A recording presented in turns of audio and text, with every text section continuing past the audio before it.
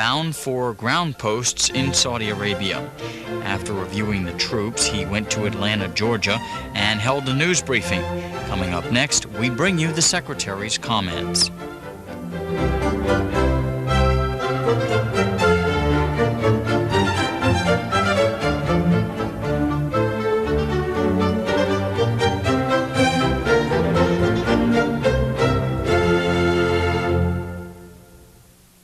I don't come with any formally prepared remarks. When I get out on the road like this, I like to spend some time with the press and give all you an opportunity to ask questions. Let me just say a word or two about the stop this morning.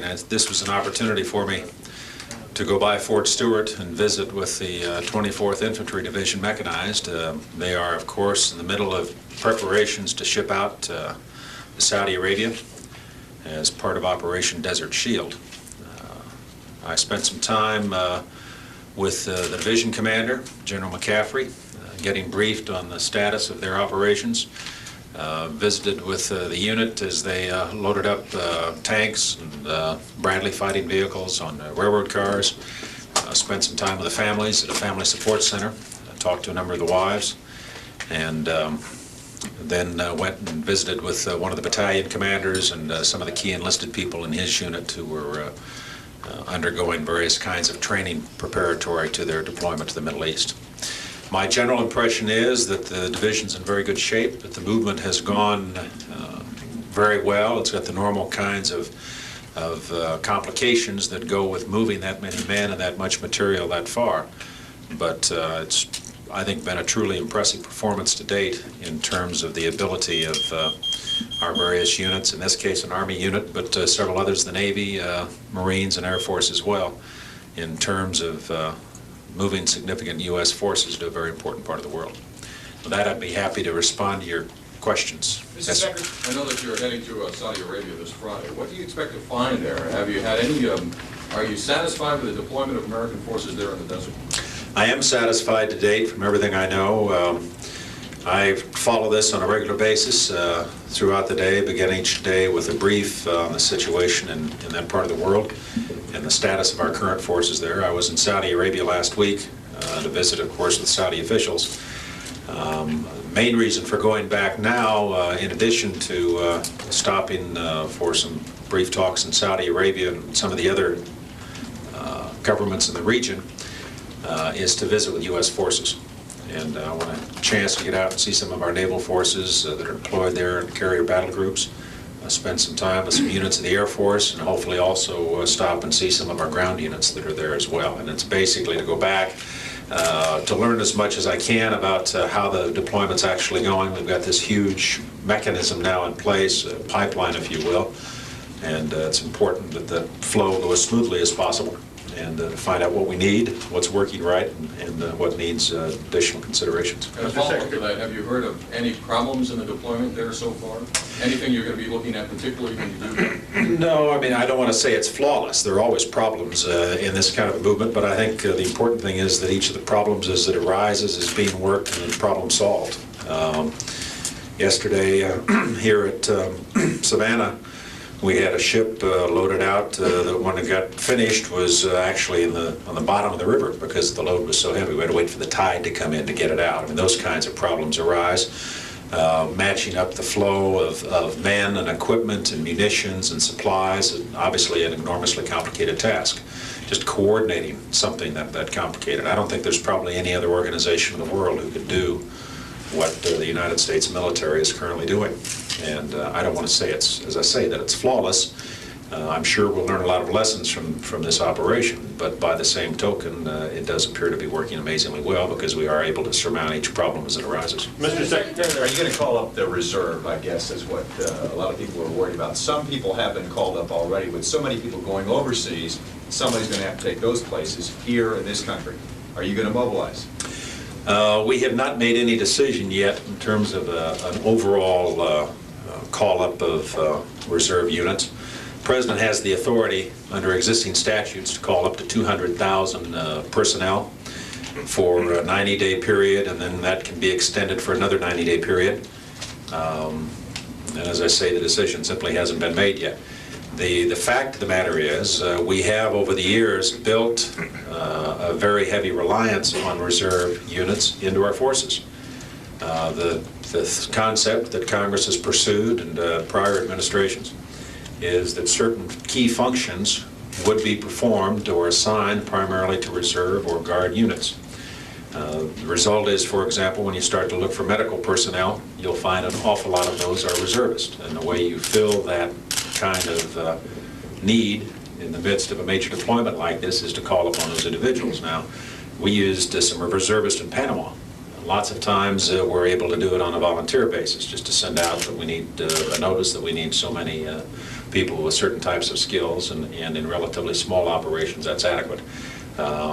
We have not yet made a decision about whether or not it will be necessary in this particular situation to call specifically for additional reserve units to be called out. Let's follow up. Is it going to reach 250,000 like some of the reports we've seen?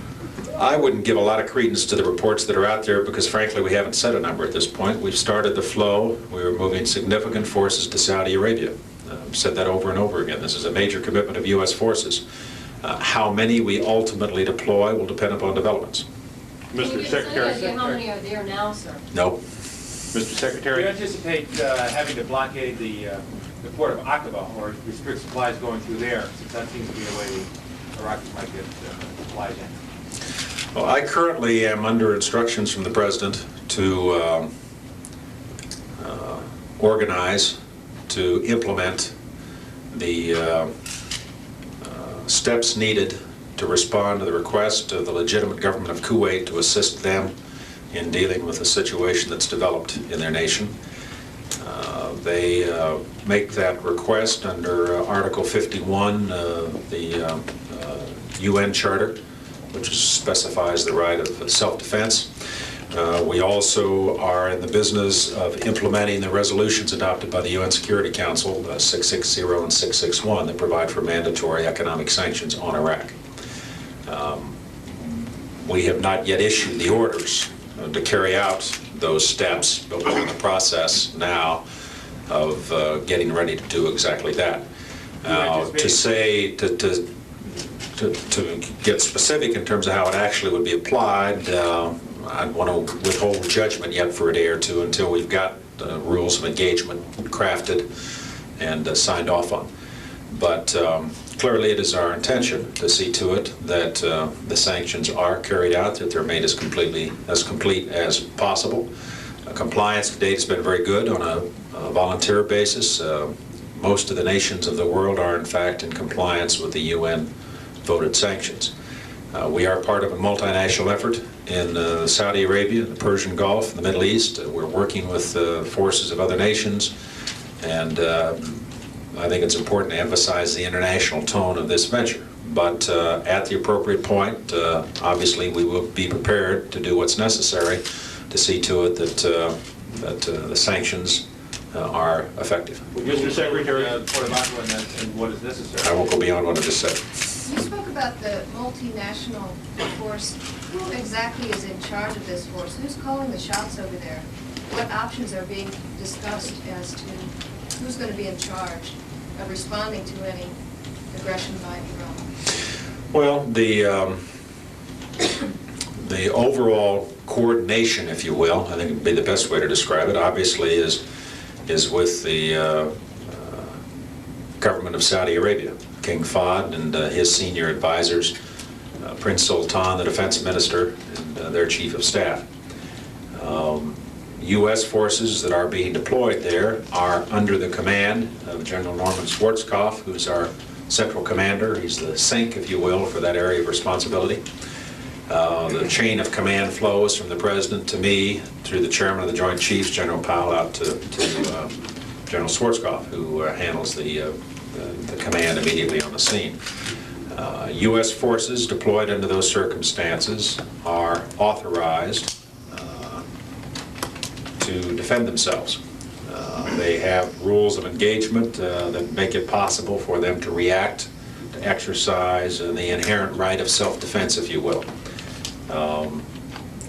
Overall, in terms of our mission, specifically stated, is to deter further Iraqi aggression. That means deploying forces as they become available in the area to see to it that the Iraqis aren't tempted to go any further than they've already gone with their invasion, and be prepared to defend Saudi Arabia should deterrence fail, and also at the same time to work with the Saudis and others to see if we can enhance their own military capabilities. Yes. We understand there were reports that an Iraqi ship may have been laying mines in the Gulf. Can you confirm, and a follow-up to that is, are there any U.S. minesweeping exercises in the Gulf that you know? I cannot confirm the report that there may have been Iraqi mine laying. I simply don't know. Secondly, we've operated out there previously in an environment during Operation Earnest Will when we had to deal with the problem of mines, and I think we are equipped, as are many of our allies, to do so again. I'm confident we can deal with it. Are we doing so now, do you know? Again, I wouldn't want to get into the operational details. What about lanes, change the rules of engagement? I want a different question. Has the United States assured the Saudis of how long their troops would be there, or is it open-ended? When I met with King Fahd a week ago yesterday, at the direction of the President, I made it clear, reaffirmed, if you will, some things the President had communicated personally to the King. That was that the United States commitment was substantial, that we would deploy sufficient forces to do what needed to be done in terms of defending Saudi Arabia, should that become necessary, that we would stay until the task was complete or until the Saudis asked us to depart.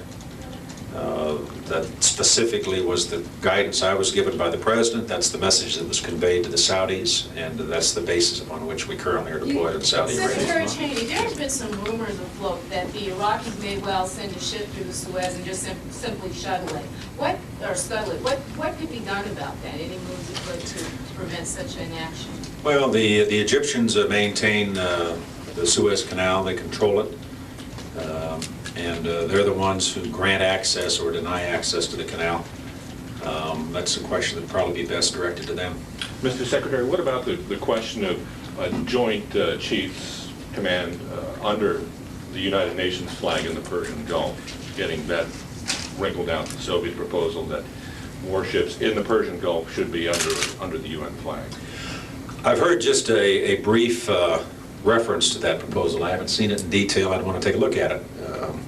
It's a decision ultimately, obviously, the President would have to make in terms of how we would participate in that kind of a venture, and obviously the UN Security Council would have to make arrangements as well. We have long experience working with the United Nations Command. We still do in Korea. Technically, General Raskasi, who is our Commander-in-Chief in Korea, is also the UN Commander in Korea. We've maintained that command structure now for over 35 years. So we've got a lot of experience with that kind of an operation, and if a decision were made by the United Nations and concurred in by the President, then obviously we would operate accordingly. Are there any efforts right now to interdict this Polish ship reports say may be carrying some type of weaponry?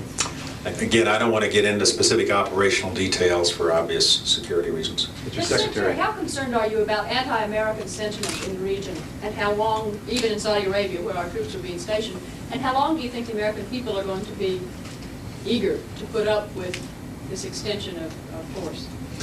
Well, I think everybody hopes that this operation can be wrapped up as quickly as possible. But I don't want to mislead anybody into thinking that it's going to be a short-term commitment, short-term deployment, or that it will be resolved any time in the near future. I simply don't know. It will depend upon developments.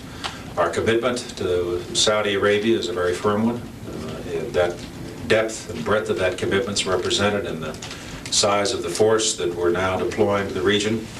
And I think we have to be prepared, if necessary, to stay there for the long haul, if in fact that becomes essential. In terms of anti-American sentiment being expressed, clearly there has been some expressed in certain quarters in the Middle East. I wish everybody were unanimously behind us, but I think the fact that the Arab League voted in Cairo last week not only to support the Saudi decision to call for support from U.S. and other forces, to condemn Iraqi aggression and to deploy their own forces to Saudi Arabia, in the form of the Egyptians and the Moroccans and others who are moving into the area, is testimony to the depth of feeling in the Middle East, within the Arab world, about the outrageous acts of Saddam Hussein.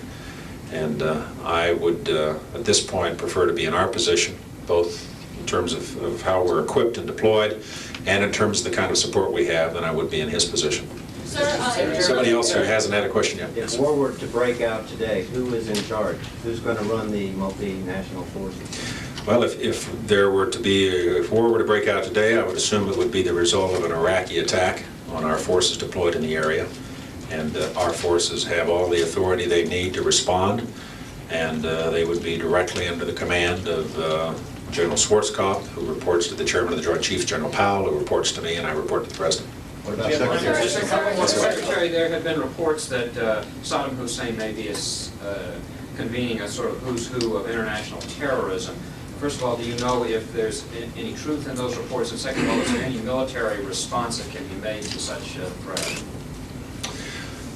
Well, Saddam Hussein has a record previously of having, on occasion, hosted various terrorist groups and organizations in Iraq. It is an unfortunate fact of life, these kinds of developments in that part of the world, that there are people who are prepared to resort to international terrorism as a matter of national policy. Obviously, it's something you have to be concerned about, but I think it's something we can cope with.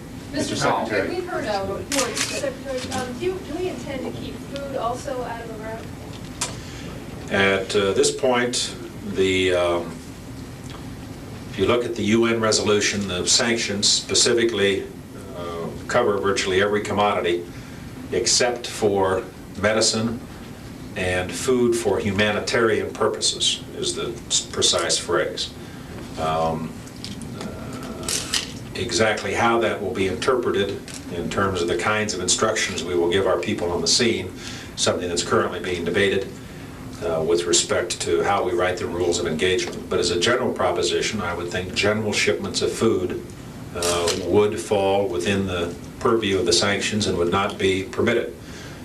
Food that fell into that category of being for humanitarian purposes would be permitted consistent with the UN sanctions, the UN voted resolution. Secretary, a somewhat more local question real quick. Can you tell us anything about the deployment of the 197th Infantry Brigade, when they'll be leaving 20th Marine? I cannot at this point.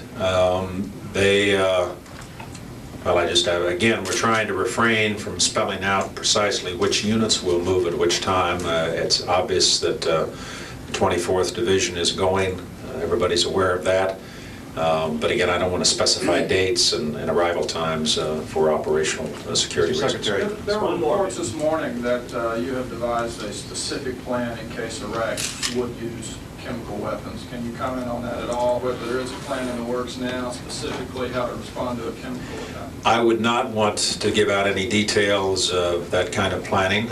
I think it would be appropriate to state the following, that we would view any attack on U.S. forces as an extremely serious matter. I think there would be a depth of revulsion in the world and in the United States if such an attack were to occur with chemical weapons.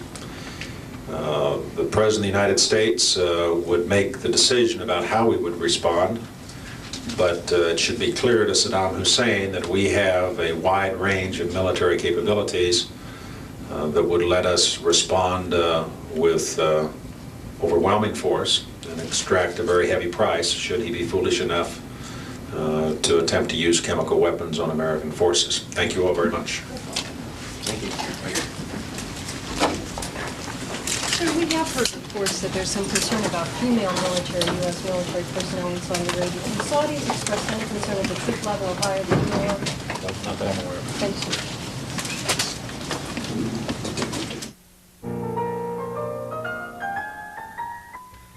Good evening from the nation's capital. You're watching C-SPAN.